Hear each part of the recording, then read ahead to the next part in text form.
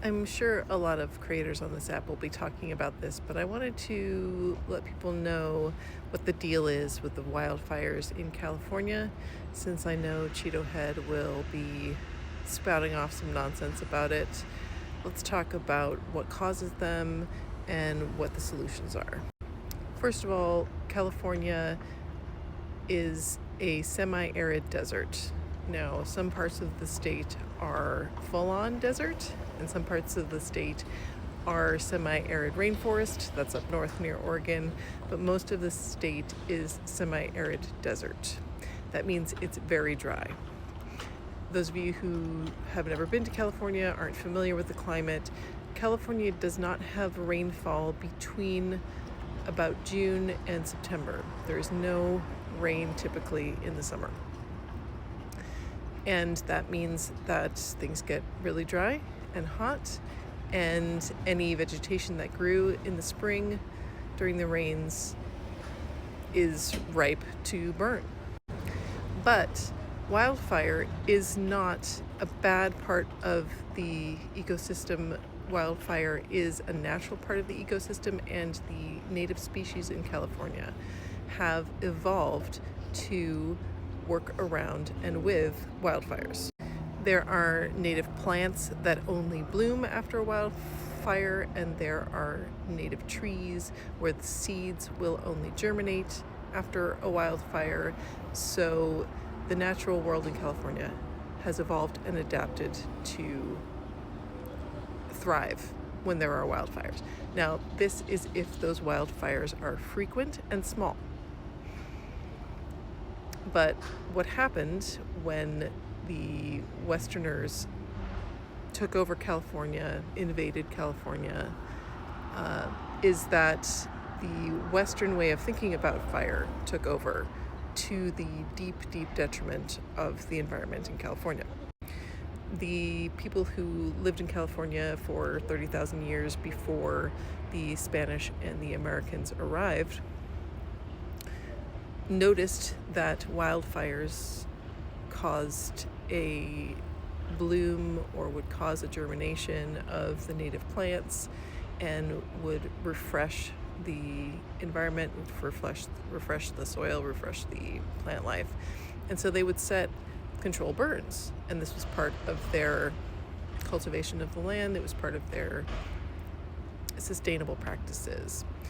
But when the Western settlers arrived in their various waves, this was not part of their understanding, and they very much feared fire, and so it became a all fire is bad, no fires allowed policy in California. Now, in the 1600s, 1700s, 1800s, the ability of the Westerners to fight fires was basically zero. They could fight fires within a city fairly ineffectively, but they certainly could not fight them in the forest. So even though they had this black and white view that all fire is bad, they didn't have anything they could do to fight fires in that time period. And so the fires continued to be frequent and small. But as time went on and firefighting ability improved, the policy of all fires are bad meant that these small frequent fires got put out before they could actually do the work of clearing out the brush that needed to be cleared in order to cause this refresh and regermination of the native flora and fauna and soil. And so what you ended up doing was suppressing the small fires so that when fires did happen, which they were inevitably going to happen in our landscape, in our climate, they became huge and catastrophic, because small frequent fires burn at a lower temperature, but these huge conflagrations that happened in areas where the fuels had grown for 100 years, for 50 years, 100 years, that meant that these fires burned so hot they sterilized the land. So it was very much a case of sort of Western black and white thinking, a lack of understanding of the ecology, and a desire to reject anything that came in the form of native wisdom meant that the fires that we had in California got worse and were actually detrimental to the environment. Now, on top of that, you have this crazy increase in the value of the housing stock in California, the increase in the desirability of living in California. You have the California.com booms, the tech booms that were yet another gold rush, because that's what California likes to do.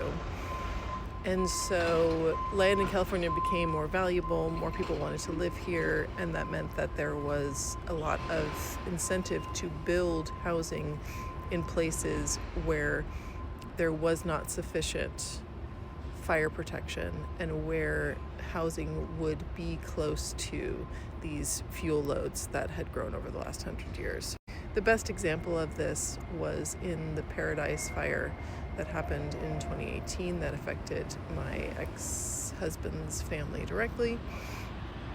Paradise was a town that was built without regard to zoning laws, without regard to how much fire protection would be needed for the amount of people who were living there, without regard to evacuation routes, without regard to making sure that people built in defensible space and that they were actually maintaining that defensible space, which, if you don't know, is where you clear an area around a home of fuel loads so that if there is a fire, you can keep the fire away from the house. And all of those things combined, along with some negligence of our power company, which, built above ground power lines in a state that burns, which was extremely poor public policy. They are now working to bury those lines in rural areas, and they are also doing rolling blackouts when there is fire danger, which they only started doing because the people of Paradise sued the bejesus out of them and got an enormous settlement, because that fire was in fact caused by PG&E. But the lack of zoning laws, the lack of controlled burns, the lax enforcement around defensible zones, and just a collective denial about the reality of wildfires in our state are what has caused the issues. Now, Trump likes to talk about our water policy, and that's not really what the issue is around wildfires. We have water policy issues, but I don't think it's really about water shortages. We can use flame retardants, we can use other methods, and if we were using controlled burns and we were using fuel reduction policies that were effective, it would not be as much of an issue. The other dark part of this story that I don't know if people understand outside of California is that the people that we have in California fighting these wildfires are convict laborers. They are from the prison, and they are paid 15 cents an hour. So we have slave labor from California's overcrowded prisons out doing firefighting duties on the front lines of these very, very hazardous and scary fires. And I'm not necessarily a prison abolitionist, but it does make you wonder, if we feel safe having these folks out fighting wildfires, should they be in prison? So those are just a few of the points around California's current situation with wildfires. Specifically in LA, it's very dry down there, and there are a lot of, people who are developing homes in areas that should have defensible space when maybe they don't, when these fuel loads have gotten overgrown, especially on private property, and where maybe developers should have taken more care around fire safety when they didn't. And that's kind of where we're at with LA. But overall, let me know if you have any questions, and that's kind of what's going on here in California.